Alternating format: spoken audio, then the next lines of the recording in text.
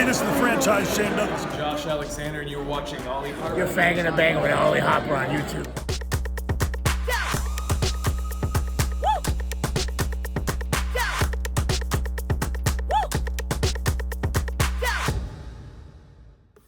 What is going on, everybody? It's me, Ollie, aka TNSAttitude, and I am back again here on YouTube.com for all things professional wrestling. Now today, guys, well, you know something, I have been wanting to make this video for quite some time, but now is the time because the time is right, and ladies and gentlemen, it is none other than my Ringside Chair collection video from different WWE and WWF pay-per-views from the last several years.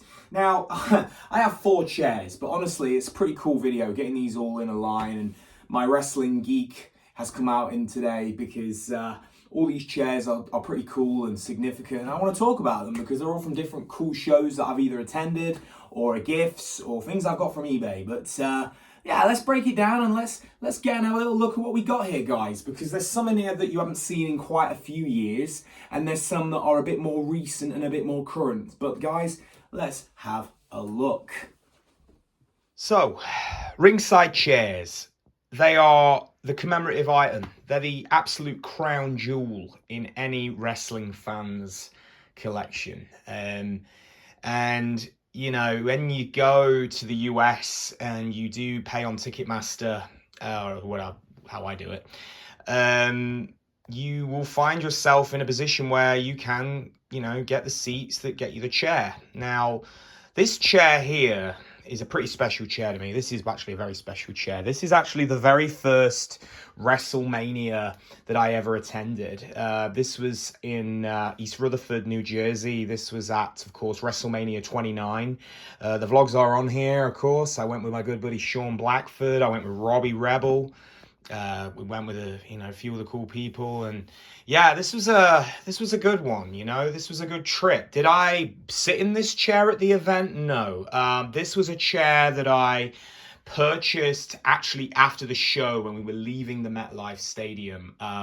There was people walking down out of the exits with these chairs under their arms, and back in those days, chairs were pretty easy to get. You know, you didn't pay crazy money now for what they charge at the when you leave the venue. I mean, when I was leaving WrestleMania 39 in LA this past April, they had a night 1 and a night 2 chair, and that's the crazy part about it now. They have two chairs for both for both nights, and you know, the asking price on the chairs these days are crazy money. I mean, you're looking at like $300 to $400 to $500.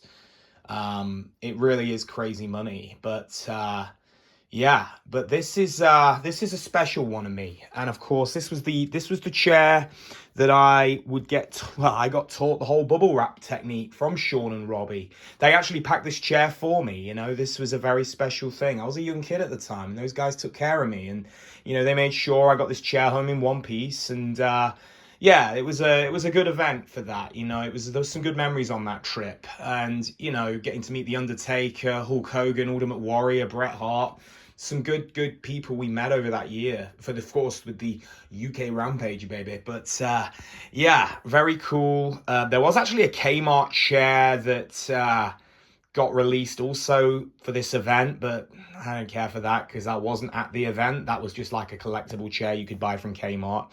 But of course, very cool. Rock, Cena 2.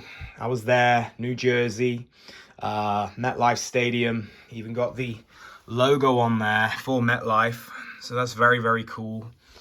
2013, a beast of a chair. And yeah, this is actually a funny story. This is actually the only WrestleMania chair that I own from a WrestleMania that I've attended. Honestly, I would have liked to have got the 30 chair. I did have one at one point, and this was actually while I was still in New Orleans. But I had to get rid of it because I just did not have enough money to get it back, and that was a pain and something that still haunts me today because, you know, these chairs, they're not something you're going to get every day. You know, you get them at the event. It's event only, and if you can get them, you're lucky. And I'm just glad that I own one of the very first ever. This is the first, I'm not going to say this is the first WrestleMania that I ever went to, WrestleMania 29. And it's just a very cool item that I now own after all these years, to go back, get it out, and line it up with all these and say, hey, this is special. The first ever WrestleMania I went to.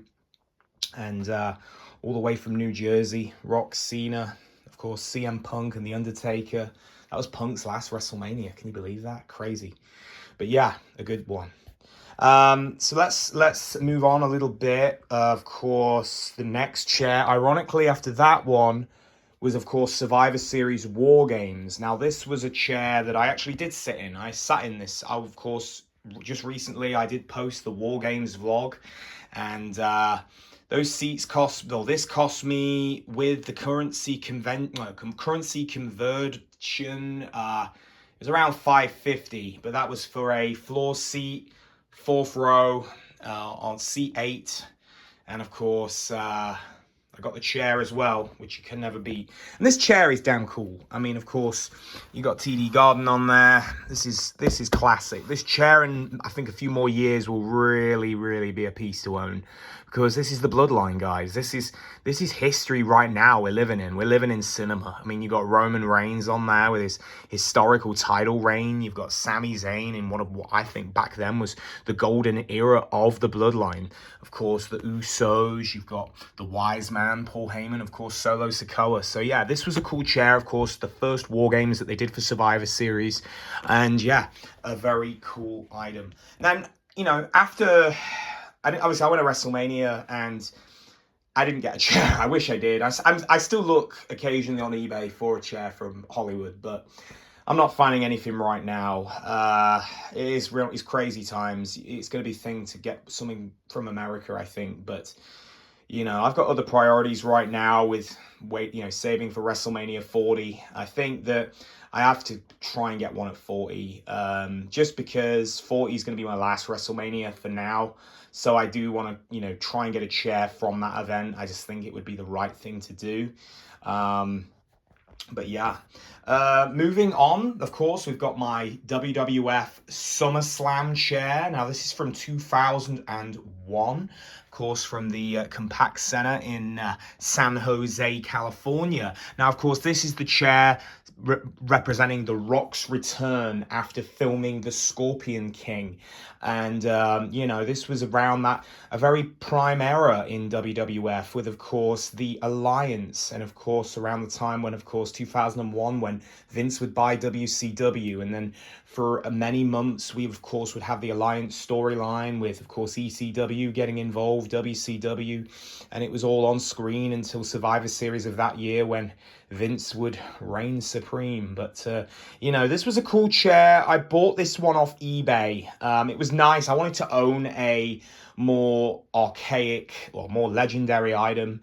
And I got this off a seller called Grayson Highlighters, who is a very cool seller, does a lot of this stuff. He sells a lot of cool ringside chairs, and he did me a really good deal on this. So I thought that was pretty good. He's a very good seller. So I recommend, if you guys do like ringside chairs, man cave building, then yeah, this one's a good one. But yeah, WWF.com on there. We've got the old Chef Boyardee, which is cool, of course, with all the great guys that, of course, have done the Chef Boyardee, like Booker T, Kane, Mankind, just to name some. But yeah, finally, World Wrestling Federation, The Rock, very, very cool. Really looked after this since I've had it. And it's just a good one that I own in the collection. I just really wanted that old WWF chair just to be in here. But yeah, and then, of course, the final chair, which I own, of course, got this off an old friend of mine. And, of course, this one, of course, is from the Great American Bash 2004. I got this off my old friend, For Real Christian. And, of course, he gave me this after I went to see him. He got this chair. It was from a thrift store, but this is a good one, a good chair. Got this gifted, of course. Tori on the front there, join our party, June 27th, 2004. Got the old Subway Eat Fresh on there. SmackDown. And of course the scope. What is that? The scope? I don't even know what that freaking says. What does that say?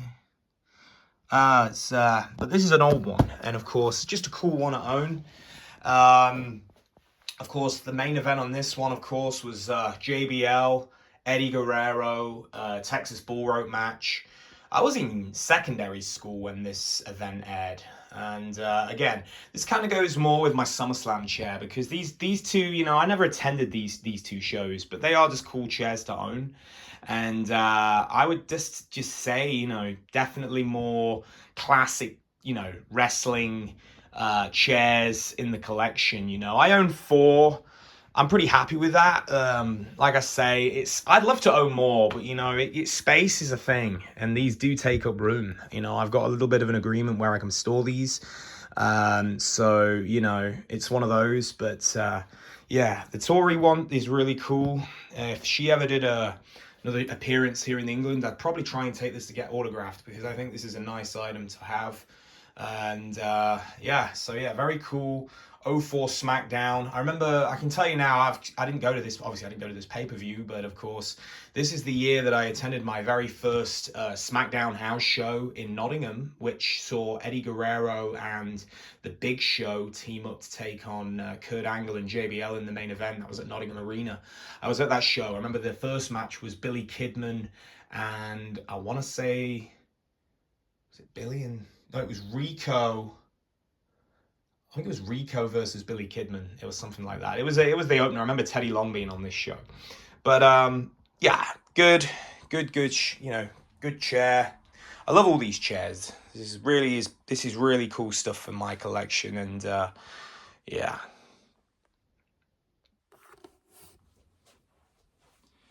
But there you go. So those are the chairs. They've all got a little bit of story behind them from the events, and of course the, you know, experiences that I had to get them. Honestly, I think collecting ringside chairs is fun. They aren't cheap. If you're lucky to get them, then that's awesome. If you can get them for cheap, amazing. I just think the last couple of like years, they have significantly gone up in price, and that's on secondary market. You know, if you go like to eBay and you do start to try and see these chairs, they are going up to something like $390, $400 each, which I think is insane.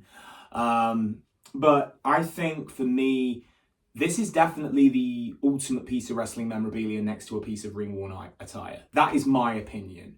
I think plaques have had their day. I don't personally think plaques are all that fun anymore because WWE since, and it's not just with fanatics, but for a long time, WWE was just releasing plaques for any kind of thing. So it really did take the significance off having a plaque because everything was a plaque. You know, a tag team title win on Monday Night Raw became a plaque. You know, a debut on Raw is a plaque. The Women's Revolution is a plaque. Like, it just got a little bit silly. So for me, yeah, plaque building is, you know, plaque collecting is not really the thing anymore. But, you know, ringside chair collecting is pretty damn cool. And if you're looking to get to some of these shows up close, you sit in the chair, great, take it home with you. Just remember, guys, I know this is a little thing, and I know I got taught this off my good friends Robbie, Sean. I'll tell you now, get the chair, get it back to your hotel room, go to a not like a Kmart, but go to somewhere like CVS. That's where you need to go. You need to go to CVS in the US. It's a really good drugstore. They had one in Boston when I was there last year in November for War Games, and you know, you can spend about $30. Just wrap the shit out of that chair. You know, bubble wrap it like anything. Just bubble wrap the hell out of it. Sellotape it up, wrap it up, put your address on it, put your name on it, and take it to the airport. As simple as that. I mean, yeah, the Survivor Series one, I actually got on the plane for free, which I think I've told you guys before. You know, because they knew it wasn't a piece of luggage. It was just something to go in under the hold. It was just, it went down there, the ski stuff, you know. But yeah, they've all got, like I say, they've all got a story, and yeah. But thank you very much for tuning in today, guys. I'm going to try and do a couple more different kind of content videos in the next couple of weeks. Coming up, I think we're going to do the WrestleMania 38 story time video. I've got another unbagging that I want to bring to you guys, and I also want to do my thoughts on, of course, Edge signing with All Elite Wrestling, because that is a huge thing. But that's all coming this week, guys. As I say, I'll try and get all those out this week. If I don't, I'm trying to get as much out as I can, guys. But as I say, don't forget to comment, subscribe, and like, and I'll catch you down the road for another video. I'm out, guys.